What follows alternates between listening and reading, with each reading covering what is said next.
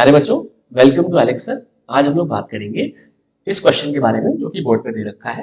And this question is from specimen 2023 and the question says define a class with the following specifications. ठीक है, अब ये question करने से पहले थोड़ा सा क्लास के बारे में बता दूं कि क्लास क्या चीज होती है। कि क्लास जो है वो एक डिटेल्ड डिस्क्रिप्शन है हमारे किसी भी रियल वर्ल्ड थिंग का। कोई भी रियल वर्ल्ड की चीज है उसका डिटेल्ड डिस्क्रिप्शन को ही हम लोग क्लास कहते हैं। सिंपल, बहुत सिंपल सा कॉन्सेप्ट है।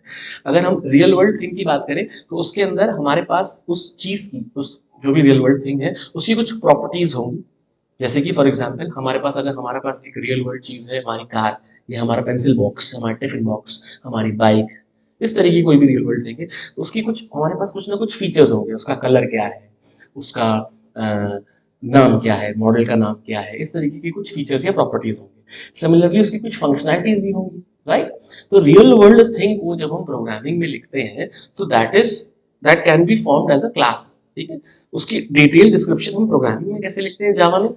तो जैसे अगर हम इसकी बात करें, यहाँ पे किसके बारे में बात हो रही है, एक रियल वर्ल्ड थिंग एम्प्लॉय की बात हो रही है। Employee is a person who works in some big organization और स्मॉल ऑर्गेनाइजेशन और any organization for that matter, right. अब ये जो एम्प्लॉय नाम की चीज है, रियल वर्ल्ड थिंग है, उसके पास भी कुछ प्रॉपर्टीज और कुछ फंक्शंस होंगे।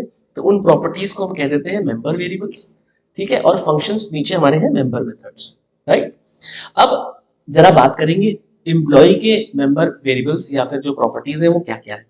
एम्प्लॉय अगर है रियल वर्ल्ड में, अगर कोई एम्प्लॉय है तो उसका एम्प्लॉय नंबर होगा, जहां पे भी काम कर रहा है कुछ आइडेंटिफिकेशन नंबर होगा। दूसरा उसका नाम होगा, राइट। तीसरा उसकी एज होगी और चौथा उसकी सैलरी होगी, जो कि बेसिक से यहाँ पे डिनोट करी जा रही है। जरूरी नहीं है कि इतना हो, इससे ज्यादा भी हो सकता है, बट ये क्योंकि एक सिमुलेशन है तो थोड़ा सा ऊपर नीचे 19-20 चलता है, राइट। उसके बाद उस एम्प्लॉय की कुछ फंक्शनैलिटीज होंगी। जैसे इस क्लास के अंदर हमने क्या क्या फंक्शनैलिटी कर रखी हमारे पास मेथड्स में, तुम देखो तो पहला मेथड है वॉइड एक्सेप्ट का।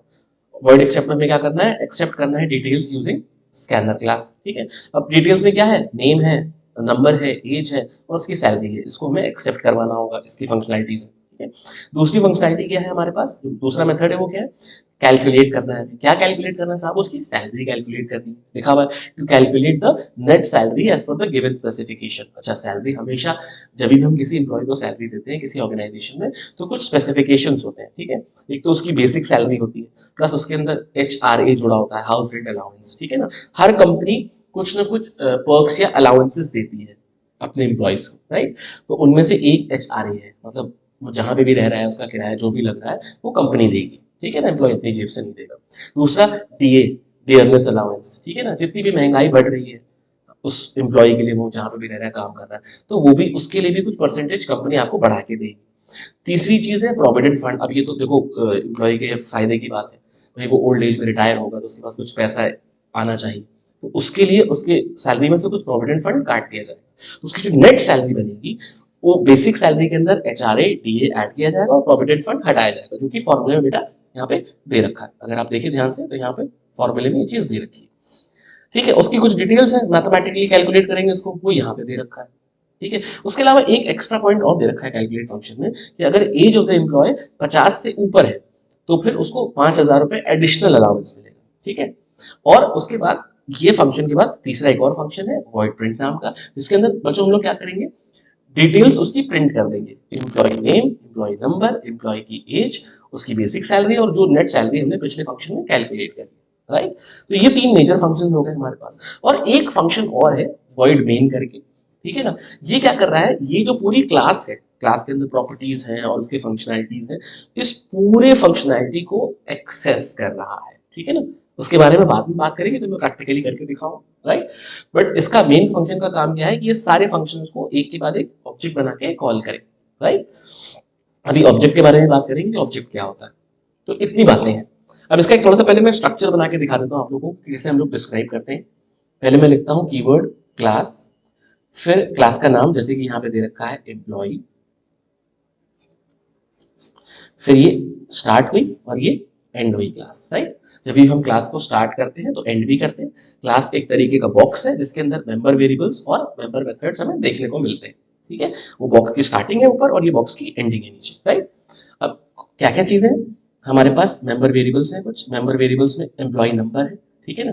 अब इनको हम डेटा टाइप से डेटा नंबर से भी समझ सकते हैं। तो एम्प्लॉय नंबर हम इंटीजर में रखेंगे क्योंकि नंबर है।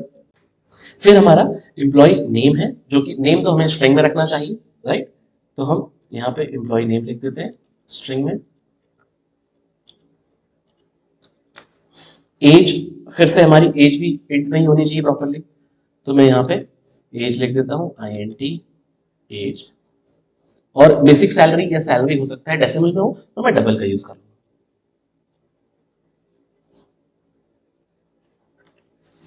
इसमें ध्यान रखने वाली बात ये बच्चों कि जब भी हम लोग मेंबर वेरिएबल्स को डिक्लेयर या डिफाइन यहाँ पे डिक्लेयर कर रहे होंगे ऊपर ग्लोबली, तो यहाँ पे ना हम हमेशा उनके वही नाम यूज करेंगे जो यहाँ पे हमें गिवन, इस जगह पे जो हमें नाम गिवन है वही यूज हम करेंगे, ठीक है बच्चों।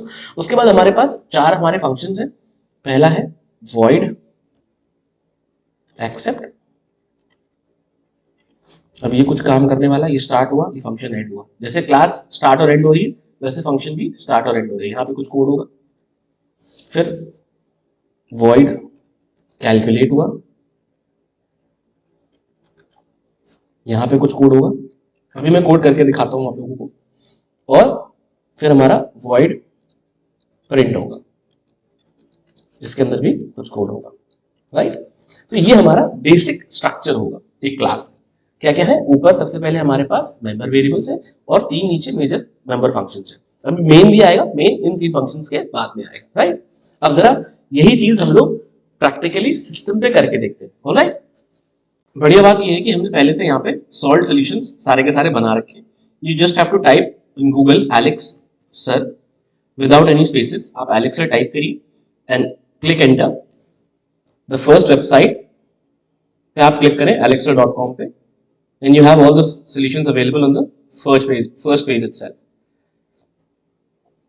10th के स्पेसिमेन में चले जाते हैं 2023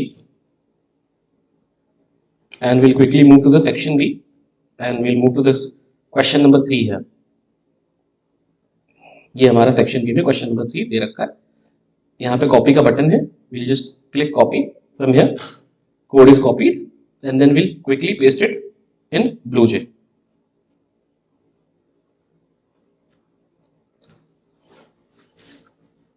We'll create a class of the same name, create it, open it, Control A, and everything is covered, and then we'll paste it, Control V, everything is pasted। we have our code ready here। यही code है भाई इसका। अब जरा code को एक दफा हम लोग वॉक थ्रू करेंगे, कोड कैसा है। सबसे पहले हमने क्लास एम्प्लॉय बनाई, हमने 4 वेरिएबल्स की जगह 5 वेरिएबल्स लिए। क्यों? क्योंकि नेट सैलरी कैलकुलेट करने के लिए भी बच्चों हमें एक वेरिएबल चाहिए रहेगा। तो उसके लिए, क्योंकि यहाँ पे तो नहीं दे रखा है, हमारे पास स्पेसिमेन पेपर में नहीं अवेलेबल है, और मुझे लगता है कि शायद ये चीज मिसिंग भी है मेरे हिसाब से कि नेट नाम का एक वेरिएबल होना चाहिए। तो वो भी मैंने बेसिक के साथ ऐड कर लिया बच्चों यहाँ पे। तो एम्प्लॉय नंबर है, नेम है, एज है, बेसिक है और नेट है। Second is our function known as accept. void accept हमारा फंक्शन है, स्टार्ट हो रहा है, एंड हो रहा है। स्कैनर क्लास के लिए बोला गया था इनपुट लेते वक्त हम लोग स्कैनर क्लास यूज करें। स्कैनर क्लास का ये हमने ऑब्जेक्ट बनाया है, राइट। और उसके बाद फिर एसओपी ने एक स्टेटमेंट चलाया, एंटर एम्प्लॉय नंबर। फिर हमने नेक्स्ट एंट्री करके एम्प्लॉय नंबर इनपुट लिया और फिर हमने नेक्स्ट लाइन चलाया। अच्छा, इसमें खास बात ये कि जब हम लोग स्कैनर को यूज करेंगे तो नेक्स्ट करके कोई भी अगर हम फंक्शन यूज करते हैं तो उसमें थोड़ी सी प्रॉब्लम आती है। इसलिए अगर हम नेक्स्ट इंट के बाद नेक्स्ट लाइन चलाना चाहते हैं तो I again use next line before using this next line inputting the employee name, ठीक है ना। I do it like this, ठीक है ना। ध्यान रखना, जब भी नेक्स्ट करके कोई भी हम फंक्शन यूज कर रहे हैं उसके बाद नेक्स्ट लाइन यूज करेंगे तो हमें प्रॉब्लम आती है। तो उसका सोल्यूशन मैंने तुमको देने की कोशिश करी है। If you want a specific video on this कि सर ऐसा क्यों कर रहे हैं, इसके पीछे रीजन क्या है, तो कमेंट सेक्शन में मैसेज करिए, I will make a separate video out of this, ठीक है। फिलहाल में नेक्स्ट इंट के बाद हमने एक अलग से एक्स्ट्रा में नेक्स्ट लाइन चलाया है ताकि हम इनपुट से सही से इनपुट ले सकें।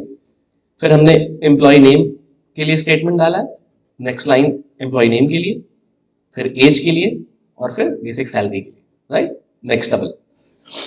आई एम होपिंग कि ये फंक्शन समझ में आ रहे होंगे सारे के सारे। स्कैनर क्लास का काम क्या है, कैसे चलती है, तो प्लीज कमेंट सेक्शन में डालिए, मैं उस पर भी एक अलग से वीडियो बना दूंगा।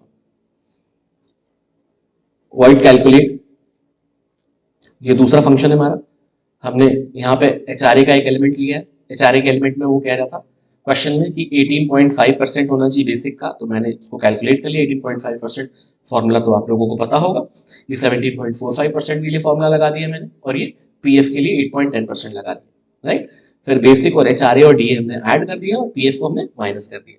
इसके अलावा हमने एक चीज और करी है कि अगर एज 50 से ज्यादा है, एक इफ क्लॉज लगा लिया, अगर एज 50 से ज्यादा है तो नेट सैलरी के अंदर 5000 ऐड कर दें, राइट। अगर नहीं है तो वो नहीं ऐड करेगा। तो इस तरीके से हमारे पास नेट के अंदर, जो नेट हमारे पास यहाँ पे ग्लोबल वेरिएबल एक हमने नेट ले रखा है, इस तरीके से हमारे पास नेट के अंदर नेट वैल्यू आ जाएगी। इस फंक्शन को जैसे ही हम रन करेंगे तो नेट वैल्यू हमारे पास चेंज होकर ये आ जाएगी, राइट। उसके बाद प्रिंट फंक्शन के अंदर हमने सिंपल एक SOPLN system dot out dot print चला दिया, और उसके अंदर हमने एम्प्लॉय नंबर, फिर नेम, फिर एज, और फिर बेसिक, और फिर नेट, ये सारी की सारी चीजें हमने प्रिंट करवा दी, राइट। हाँ, मैंने ये बात बोली थी शुरुआत में कि मैं मेन फंक्शन के बारे में थोड़ा डिस्कस करूंगा। ये हमारा मेन फंक्शन है, ठीक है। तो अभी मेन फंक्शन हमारा स्टैटिक होगा। हम मेरे ख्याल में 9th क्लास से ये काम करते आ रहे हैं, जब भी मेन फंक्शन बनाते हैं वो हमेशा स्टैटिक रखते हैं। इसके पीछे भी रीजन है।